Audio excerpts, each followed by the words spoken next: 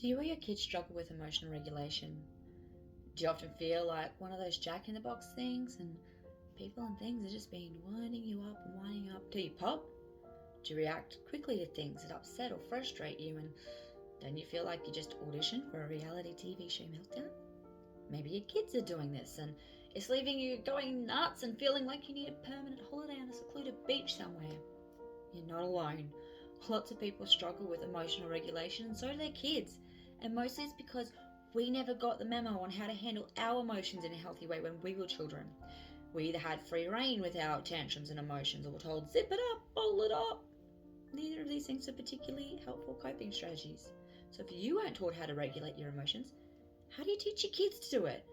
Stay tuned, because in this episode, we're going to dive into why you're struggling and how to start mastering those emotional regulation skills. Plus, we're going to reveal why building these skills is crucial for your mental health and overall well-being. So don't go away.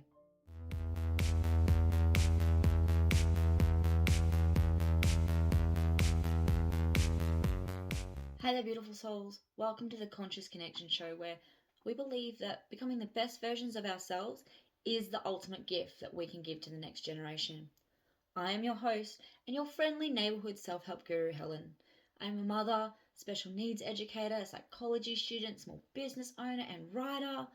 I wear a lot of hats, and every one of them helps provide the skills and the knowledge to help me with my mission in life, which is to make the world a better place for the next generation, one healed soul at a time. Now, without any further fluff and stuff, let's dive right into the wonderful world of self-development through becoming your ultimate conscious self. If it's not a kitten, it's a bird. If it's not a bird, it's a dog. If it's not a dog, it's a plane. And if it's not a plane, it's a kitten, it's a bird, it's a dog, it's a plane, all in the one scene. Doesn't seem like today's the best day for recording, but we persevere. The show must go on. Today, we're exploring the wild world of emotional regulation and why it's crucial to develop healthy coping skills. These skills not only help us balance our reactions to life curveballs, but they also equip us to handle everyday upsets and stresses that can send our days spiraling. Emotional regulation is about managing and responding to our emotional experiences in a healthy, adaptive way. It's not about suppressing emotions, like Elsa suppressed her magical powers. We all saw how well that turned out for her, right? But it's about understanding, expressing, and navigating your emotions effectively. Recently, I did some research for a project that I'm working on, and I asked parents across various platforms to share their biggest struggles and those of their kids. The overwhelming majority reported that both they and their children struggled with, you guessed it, emotional regulation. So I thought, why not tackle this topic head on in today's episode? After all, this podcast is all about helping people, especially parents, improve their mental health and well-being to make life better for them and their kids. I'm also studying a unit on the science of well-being for my psychology degree at the moment, and wouldn't you know it, a significant chunk of the material focuses on emotional regulation and its connection to resilience. Resilience, which is linked to well-being, covers four main areas: mental, emotional, physical, and social. Emotional resilience is all about managing our emotional responses to challenges and dealing with feelings and negative emotions, which essentially is emotional regulation or emotional intelligence. Research shows that emotional regulation is crucial for resilience and adapting to stressful situations. The ability to use emotional regulation strategies is a key protective factor against depression. Studies indicate that people with low levels of emotional regulation skills are more prone to depression and other mental health issues. The problem is, like I said, not all of us were taught how to cope with emotions in a healthy way. When young children are left to navigate their own emotions by themselves, or conversely are told to suppress them, it can create lasting neurological patterns in the brain that influence how they handle their emotions as adults. Back in the day, before the internet became a household staple, and long before YouTube and social media made sharing and learning new information so easy, Many people just simply didn't have access to the knowledge about brain development. Terms like Maslow's hierarchy of needs or other academic concepts related to psychological and emotional development were mostly confined to psychology professionals. People did the best that they could with what they knew, and while some managed to provide a nurturing environment, even those from good homes where basic needs were met, they might not have learned healthy emotional coping skills. I mean, kids were meant to be seen and not heard. Their emotions and their needs were not heard. All right. Mental health and emotions were often shrouded in stigma, and talking about your feelings was very, very taboo. Even today, talking about mental health and emotions can feel awkward, but the stigma is slowly lifting. The more we openly discuss our emotions and seek help, the better equipped the next generation will be to handle their feelings in a healthy way. Because let's face it, having and expressing emotions is as normal as breathing. However, learning how to regulate them is crucial for a balanced life and overall well being. So let's keep the conversation going and support each other in this journey towards better emotional health. Studies have shown that emotional regulation is linked to various aspects of well being, including mental health, relationships, and academic or job performance. At the core of emotional regulation are the prefrontal cortex and the amygdala, which play crucial roles in how we manage our emotions. The prefrontal cortex is the brain's executive handling, higher order thinking, and decision making, while the amygdala is like our emotional first responder that comes along and processes our feelings in like a very automatic way. A balanced interaction between these two regions, it's key to effective emotional regulation. However, if you're someone with ADHD or other neurodivergent traits, your prefrontal cortex might be on a permanent coffee break, making emotional regulation a bit more challenging. But regardless of your upbringing, your experiences, or brain wiring, it is possible to significantly shift, if not completely change, how you react to stress and handle your emotions at any age.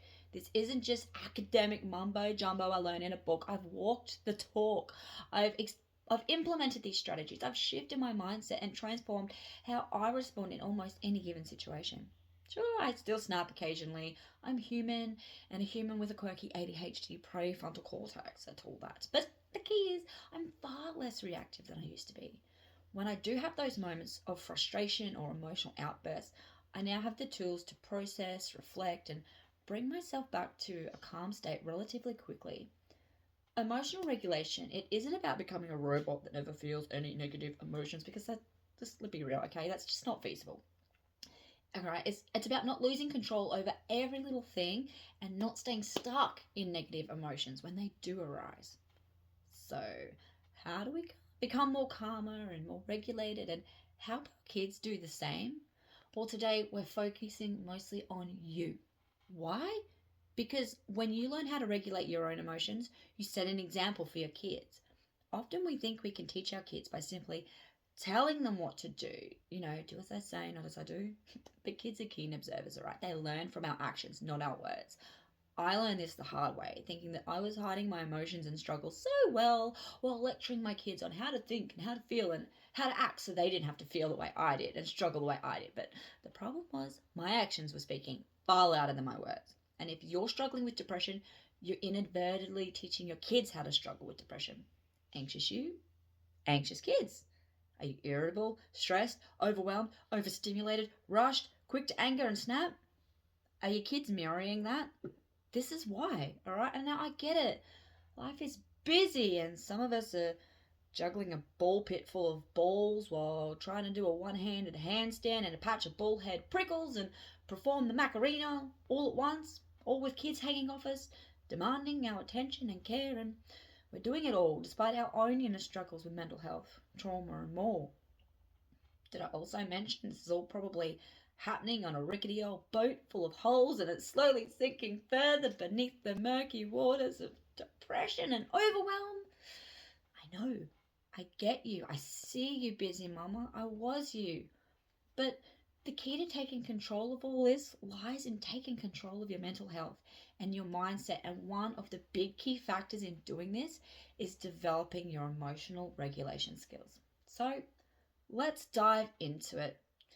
The emotional regulation thing, I mean, not the murky waters beneath the sinking boat. I'm going to teach you how to plug the holes, baby, okay? All right, step one. You need to develop a keen self awareness of yourself and your emotions, which in large part entails knowing and understanding what your main triggers are. Think of it as becoming the Sherlock Holmes of your emotional landscape.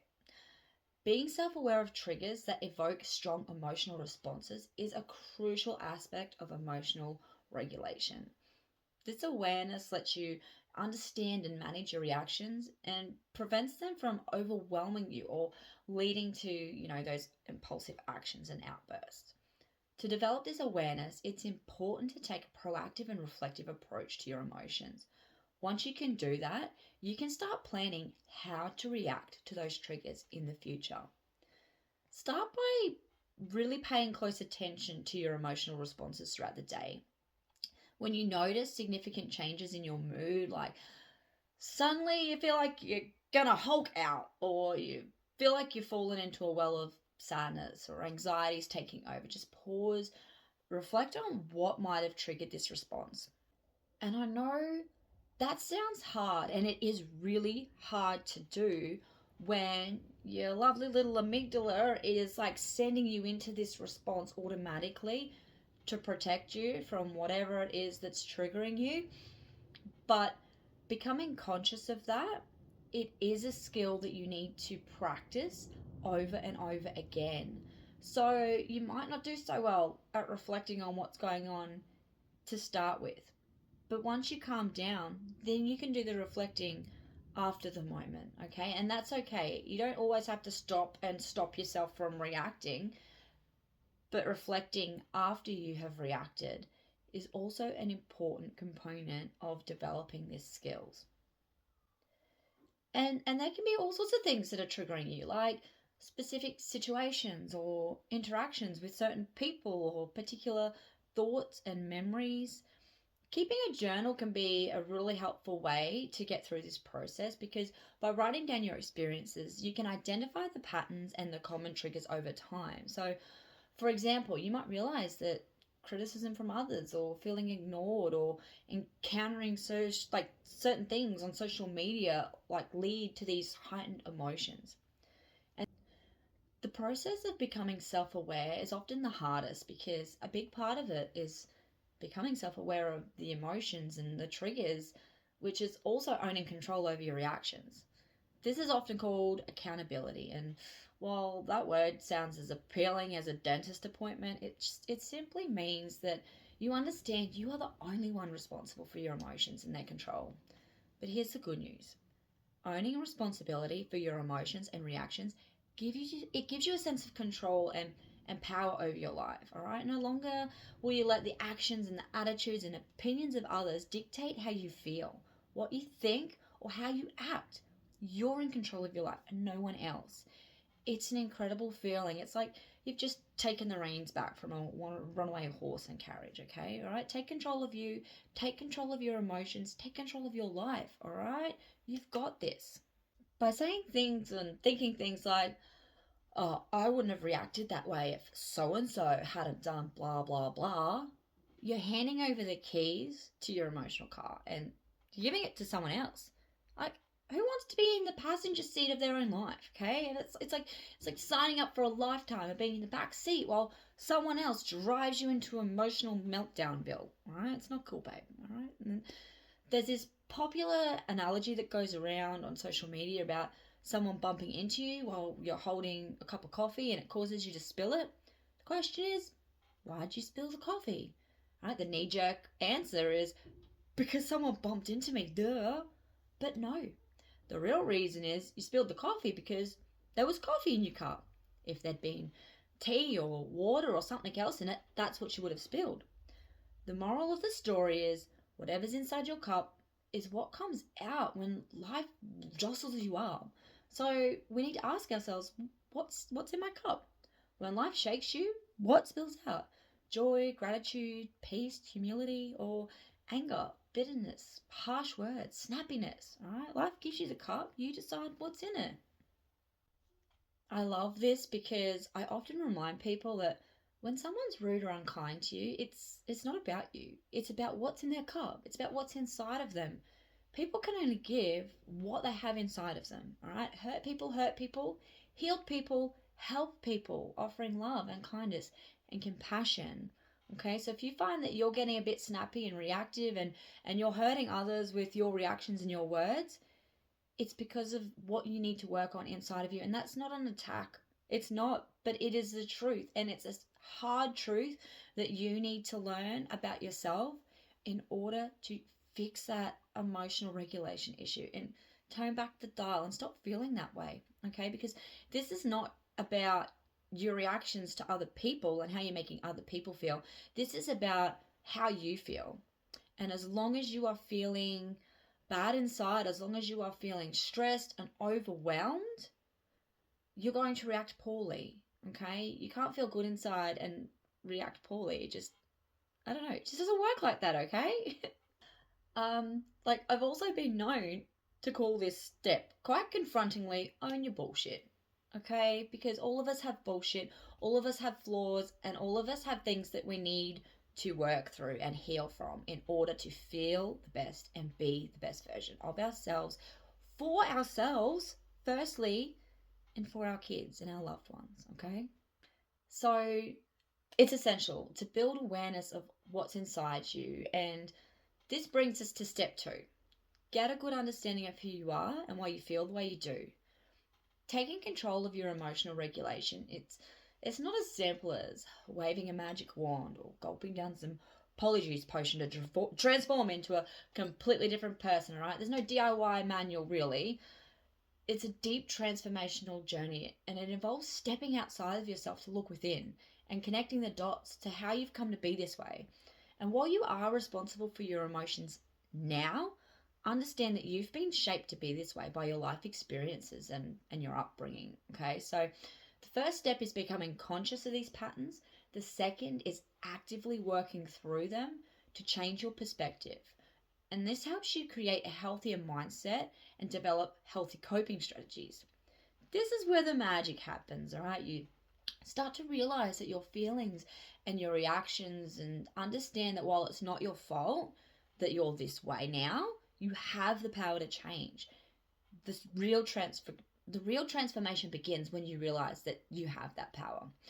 And step 3, when you start identifying these things that are triggering you, whether it's a symphony of noise at home time and having to repeat instructions like a broken record, or your partner's enthusiastically loud chewing, or your mother-in-law's well-meaning but entirely unwelcome parenting advice, the next step is to really dig into the issue and decide 3 things. Number 1, is this really a problem, or do I just need to adjust my mental GPS? For example, noise overload at home time used to be my kryptonite, but then I realized that my kids spend all day at school where they're expected to sit still and quietly and follow rules and hold it all in, and when they come home and let loose, it's like a pressure cooker releasing steam. So I started to shift my perspective. Now when I start to feel overwhelmed, I check the situation. Are they fighting? Maybe that needs some sort of intervention, okay? But are they just being loud or goofy or playful? Then that's on me to handle my own trigger, because they're not doing anything wrong by having a laugh and playing around together. Number 2, can I do something to control the situation that's triggering me?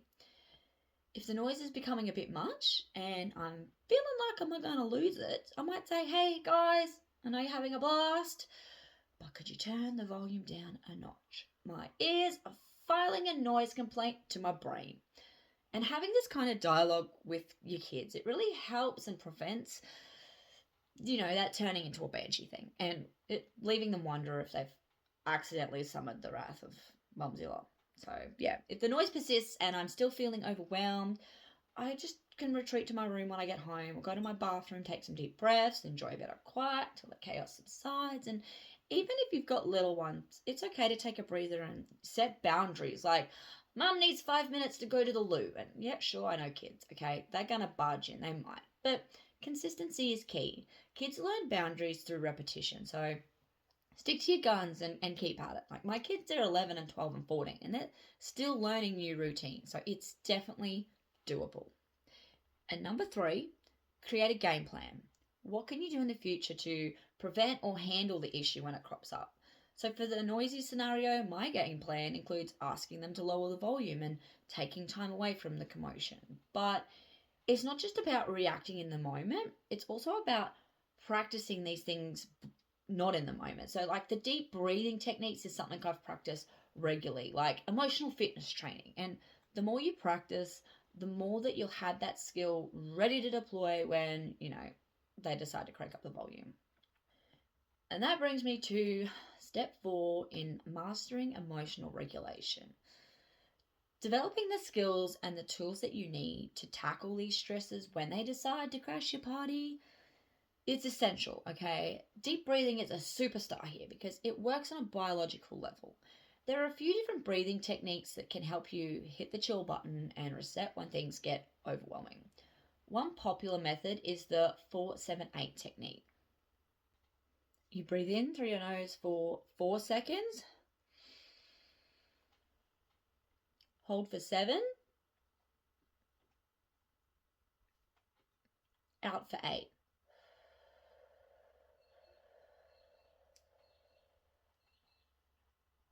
Now, if that feels like a cardio workout, then you can go for a 3-6 split. Inhale for 3 seconds and exhale for 6 seconds. Or you can try the physiological sigh, which is your body's natural way of hitting the reset button. If you've ever been really worked up before, like crying hysterically, and you find yourself automatically going, that is your body trying to do the physiological sigh. It is designed to help regulate your nervous system. So you automatically do it in those situations. And also sometimes you do it in your sleep when you've got an overload of carbon monoxide in your bloodstream. But basically it's 2 quick inhales through your nose, followed by a long, slow exhale through your mouth. So it goes like this. Ready?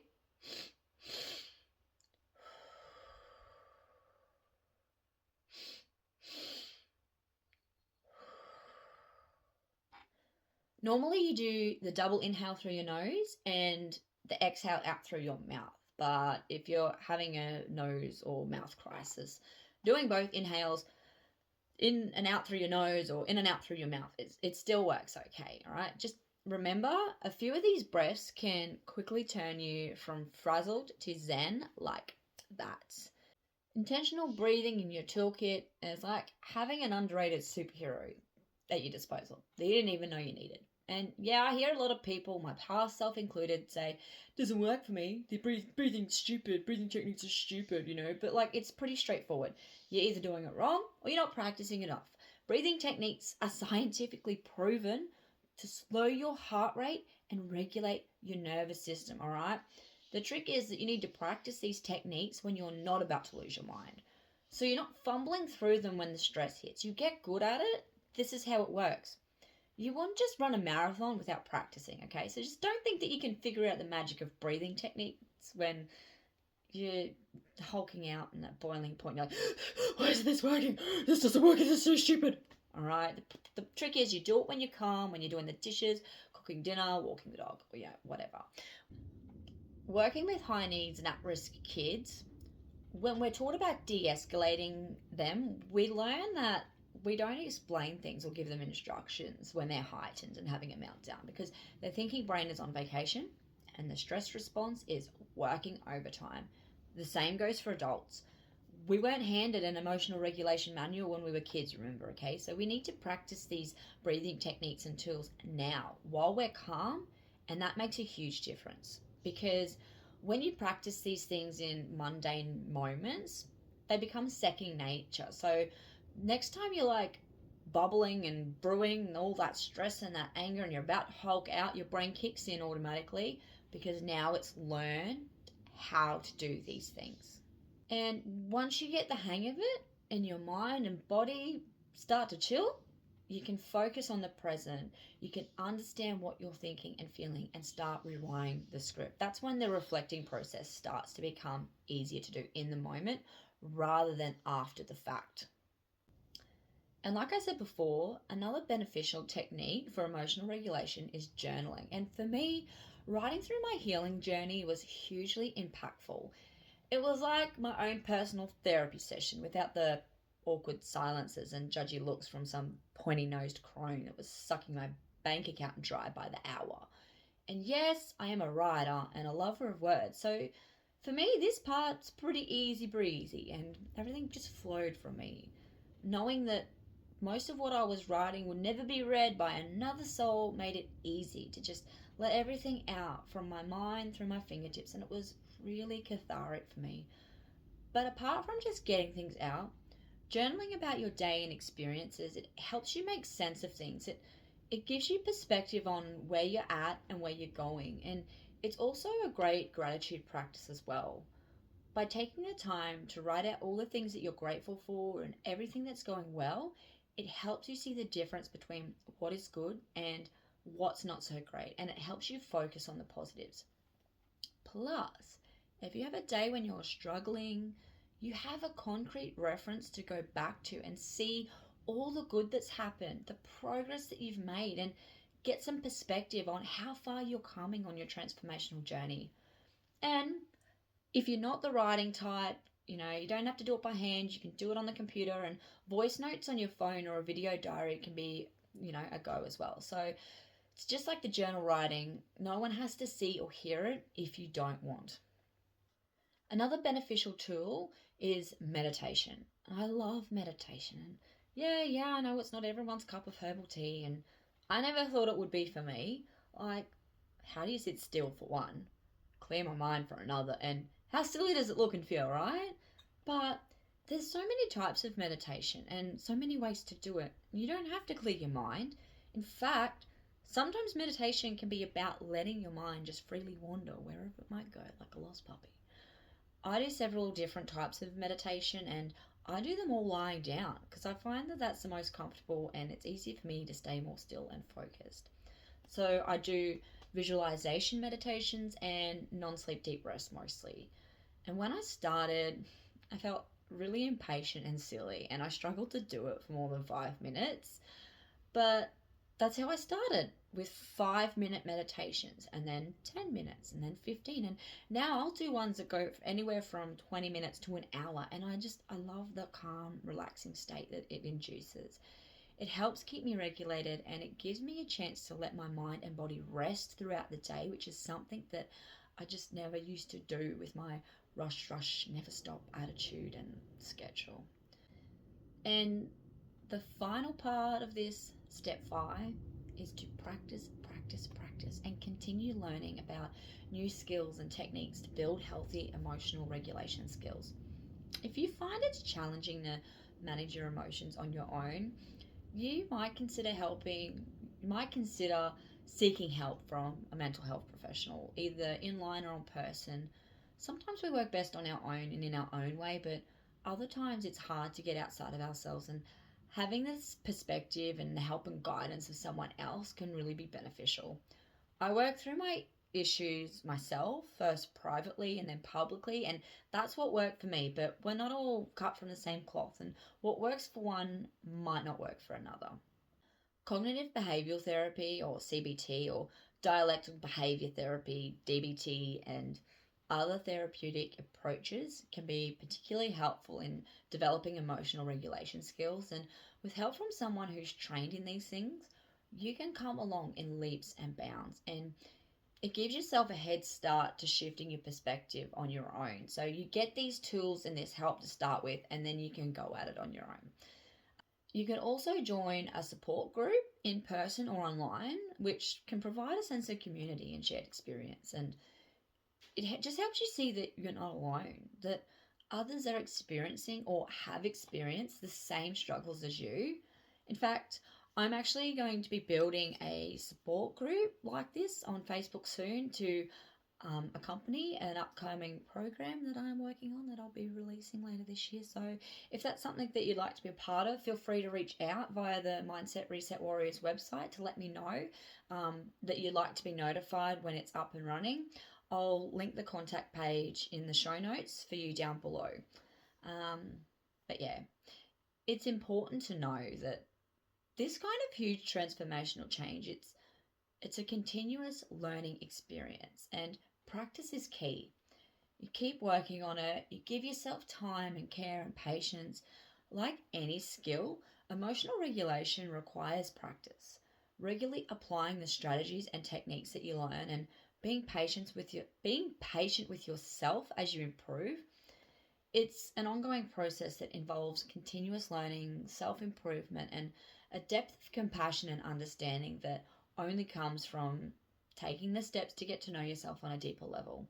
So continue to educate yourself, read books, attend workshops, take courses on emotional intelligence and emotional regulation. And like I said, I'll be releasing a program soon that will be extremely low cost. Plus, I'll be running a giveaway to release some spots for free as well. So if you want to be in on that, fill out the contact form below. And, of course, if you haven't done so already, check out my latest book. It's all about resetting your mindset, and it's full of beneficial advice in a step-by-step instructional format to help you rewire your patterns of thought. All right, this is it.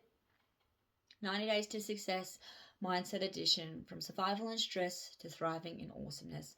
It's not the same old boring stuff either, all right? Like I've said before, it's witty, it's fun, like me, and I made it quick and to the point, but it's still jam-packed full of amazing content based on experience and those psychological concepts that I love to talk about and share. Plus, it comes with a free PDF workbook to help you implement the steps in a concrete fashion to take action, all right? Because it's the action that changes your mind, not the mind that changes your actions. It's basically a little course in on itself, and it's super cheap, okay? So check it out. But yeah, anyways, there you have it. The cognitive mechanisms and the reasons behind your emotional control battles, and a formula for working towards changing the way you think and feel in order to change the way that you react. In turn, you change the state of your mental health and improve your overall well-being, which not only impacts you, it impacts your kids, and it helps them learn how to live healthier lives and cope with their emotions better by learning from you. So thanks so much for being here and helping me in my mission to change the world one beautiful soul at a time.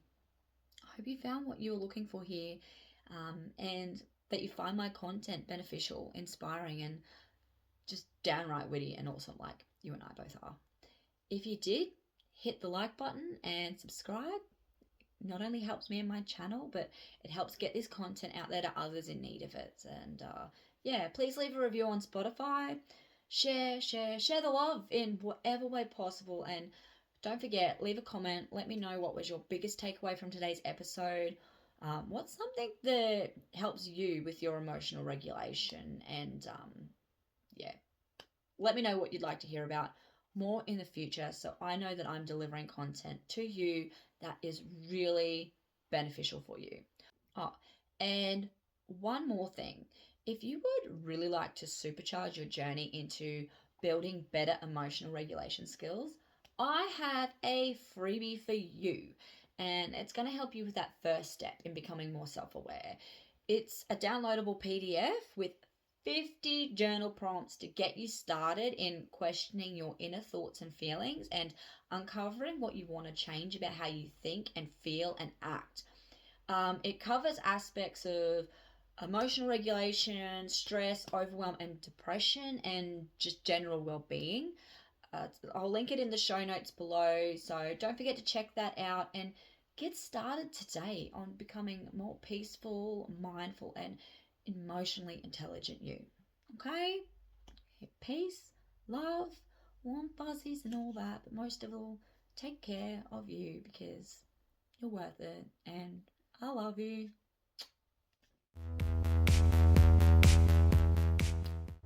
Today is really challenging me to practice what I preach with emotional regulation. I've got kittens bumping cameras, jumping on me, fighting, play fighting right there while I'm trying to record, dogs barking, planes going over every 2 seconds, and my words don't want a word today. And so I just want to take this moment to say that I think it's rather ironic that as I record an episode on emotional regulation, I am being challenged. So do you know what I'm doing? I'm stopping, I'm taking a breath, like that. That's in the episode. And I just gotta laugh it off because it's like the universe is like, how good at you at this emotional regulation skills? And I'm just like, bitch, yeah, I'm good at this now. I've been practicing. You don't have to test me. You don't have to keep sending the kittens in here to meow and play fight while I'm trying to record. Alright? It didn't have to be the time for the Air Force to be flying over my house left, right and centre. Okay? Got this. You watch. You watch me record this episode and do a happy dance at the end of it, just as I would any other day of the week when things were going right. So, yeah. The better equipped the next generation will be to handle their feelings, and here comes the tail. Oh my god, today babies, today. Oh, my emotional regulation skills are being tested. And like I said before, another beneficial technique for journaling and